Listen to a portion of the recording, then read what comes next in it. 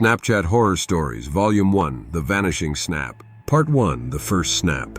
My name is Sarah, and this is my story. Something that happened to me last fall during my sophomore year at State University. I remember the feeling of excitement. It was the start of a new semester, and my friends and I were settling back into the rhythm of dorm life. I was sharing a room with Mia, my best friend since freshman year, and our group included Jake and Allie, who lived on the floor above. We'd always stay connected on Snapchat, sending each other snippets of our daily routines, funny moments, and random thoughts. But none of us could have imagined how our simple habit would soon turn into something chilling, something unexplainable. It all started with a snap I received late one night. I was lying in bed, half watching Netflix, when my phone buzzed with a notification from Snapchat. It was from an account I didn't recognize, Unknown Heights 23. I thought it might be someone from a class or maybe a prank from one of my friends. But as I opened it, I felt a strange chill creep over me. The image was blurry, almost like a shot taken from above, and it seemed to be an aerial view of my dorm building. I stared at it, confused. Who would send this to me, and why? I blocked the account and went to bed, brushing it off as some random weirdo who got my username. But the next night, I received another snap, again from Unknown Heights 23. This time the image was clearer. A photo of the front entrance of my dorm, the small patch of trees nearby visible in the dim light. The caption read, "Nice place, close to everything you need." I felt a sense of dread sink into my stomach. I showed Mia, hoping she'd laugh and tell me it was nothing, but she didn't.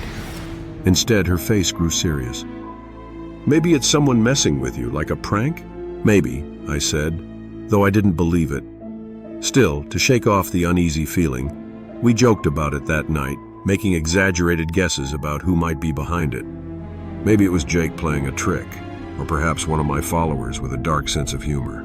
The next day, I told Jake and Allie, expecting them to laugh it off, but they both exchanged uneasy glances. "That's weird," Allie said, sounding genuinely concerned. Jake, trying to lighten the mood, shrugged. "Probably just some troll, just ignore it and it'll stop." So I tried.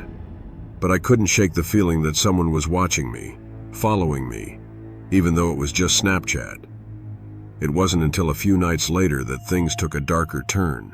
Around midnight, Mia and I were scrolling through our phones when a Snap notification popped up on my screen again. Unknown Heights 23. I felt my heart sink as I opened it. It was another photo, but this time it was a picture of me. I was sitting at my desk, taken from behind me, just far enough that it wasn't my camera angle. The image was grainy, but there was no mistaking it. Someone had taken a picture of me from outside my window. "Who the hell is doing this?" Mia whispered, her voice trembling. "This is beyond a prank, Sarah. This is creepy." Shaking, I checked my window, but everything looked normal. No one was outside, at least no one we could see. But the idea of someone being out there watching me, it made my skin crawl. In the following days, things only got worse. My Snapchat started glitching in strange ways. Random faces appearing in my photos, creepy shadows lurking in the background, and sometimes distorted symbols that looked like random letters or numbers.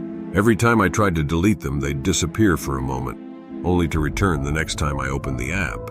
One night, Jake sent a snap to our group chat that chilled me to my core. It was a picture of me sitting on my bed, except I wasn't alone. There was a dark, shadowy figure standing just behind me near the window. I couldn't recognize any features, but it had a tall, looming presence. Jake captioned it, "Sarah's new friend." "Very funny, Jake," I typed back, though my hands were shaking. But Jake swore he hadn't added anything to the photo, and Allie confirmed it was the exact same picture she'd seen. That night I couldn't sleep. I lay in bed, the blinds pulled tightly shut, my phone clutched in my hand. Every sound outside made my heart race. I was starting to feel paranoid, like I was losing control. And then, just as I was drifting off, my phone buzzed. I groggily opened it, expecting a random notification. It was another snap, from Unknown Heights 23. This time the image was a close-up of my door. The caption read, "Open up." I bolted upright, my heart hammering in my chest. I nudged Mia awake, whispering to her about the snap. She was just as freaked out as I was. and we both stared at the door, half expecting it to burst open.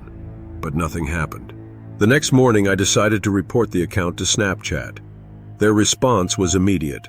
They had no record of Unknown Heights 23. The account, according to them, didn't exist. I reread the email several times trying to make sense of it.